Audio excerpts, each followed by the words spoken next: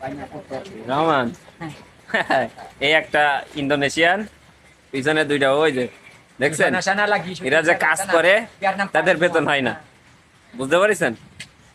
এই দেখেন, এই দেখেন বুড়ারে মানে মালিক রে গোয়া মারতে মারতে মনে করেন যে ফেনা করে ফেলাইছে এরা। এরা এটার 120 টাকা মালয়েশিয়ান, ওইটার 140, ওইটার 100, বুঝতে পারছেন? এইভাবে কাজ করে, যে কাজ করে,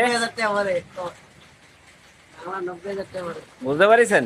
এটার পরে 1 লাখের উপরে, ওইটার পরে 1-1.5 লাখের কাছাকাছি এটার।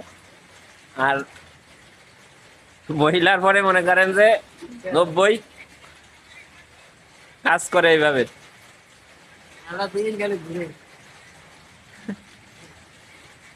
আর এইটা যে মনে করেন যে কাজ করা করে, মনে করেন বেতন দিতে গেলে বসে কানবে।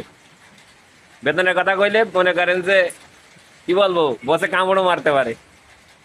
বিশ্বাস হয় না, বাঙালিদের দিতে গেলে ই করে, কিন্তু কাজ ঠিকই বাঙালিদের কাছে আদায় করে নাই, বুঝতে পারছেন? দেখেন, বিশ্বাস হয় না।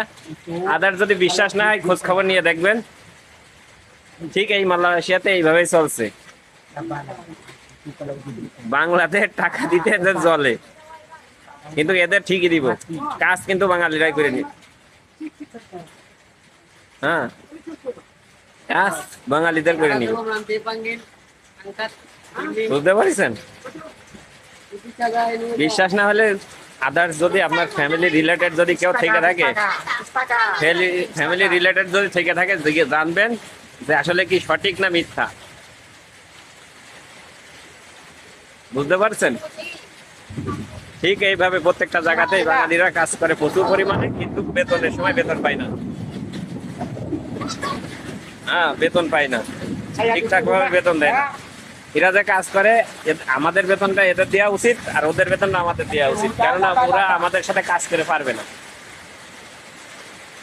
আমাদের সাথে কাজ করে পারবে না। এই মালয়েশিয়া যদি বাঙালিরা যদি না থাকতো, মালয়েশিয়ারা কানতো। মালয়েশিয়ায় যারা আছে তারা তো অলস, মালয়েশিয়ানরা অরিজিনালি অলস, কাজ করে বাংলারা, এই জন্য এদের উন্নত। এই কাজটা কিন্তু আমরা কেউ আমাদের দেশে করি না, সেই জন্য আমাদের উন্নতি নাই।